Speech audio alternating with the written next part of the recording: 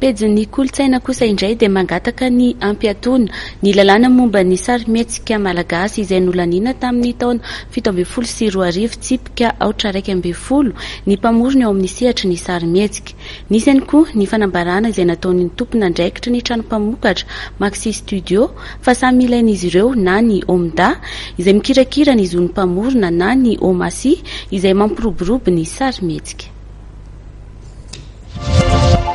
Vesatra ho an'ny mpamorona Malagasy ny fehezan-dalàna maromaro ao anatin'ny lalàna vaovao 17 tsipika 412 momba ny sarimihetsika Malagasy ary mangataka ny hampiatoana izany lalàna izany ny mpamorona ary ihany koa mangataka ny tokony isiany ny famerenana ny fandiniana izany iarahana amin'ireo voakasika ity lalàna ity.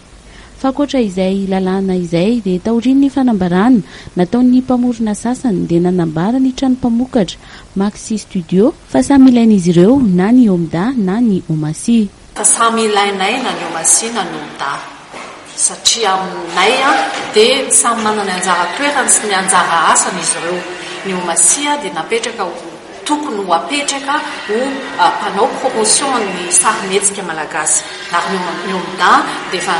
manana andraikiny ho mikirakira ny droit d'auteur. Ka ny filazan'ny namako acteur sy actrice tamin'ny gazety no somary nataitra kely aho hoe hiala amin'ny Omda izahay dia ozy ako hoe hiala narony fa nahoara mo tsy mpikambana akory inona moa dikan'izany zavatra zany mety tsy azon'ny zareo ny zavatra miseho satria ho anay trano mpamokatra za miteny amin'ny anahy fa Maxi studio fa tsy amina volatinana no mahita fa tena betsaka loatra le lalàna tsy mety ao anatin'le zavatra ho avoaka ka eto dia manao antsoavo any mpitondra fanjakana mba hampiatoana ty lalàna ty aloha dia mba hamerenana anazy hodiniana ary hiatsoana tena olona voakasika akaika izany lalàna izany. Misy 10 mianatra eto ireo sokajy efa mandray vola amin'ny alalan'ny zon'ny mpamorona.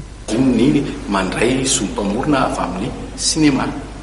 dia ireo no membre teny Omda ohatry ny any ivelany rehetra dia ireo izay moa zany manana fifandraisana sa fifanarahana amin'ny any ivelany ahafahana mirepresenté izay aty Madagasikara. Misy 770 ireo mpikambana ao anatin'ny Omda amin'izao fotoana izao.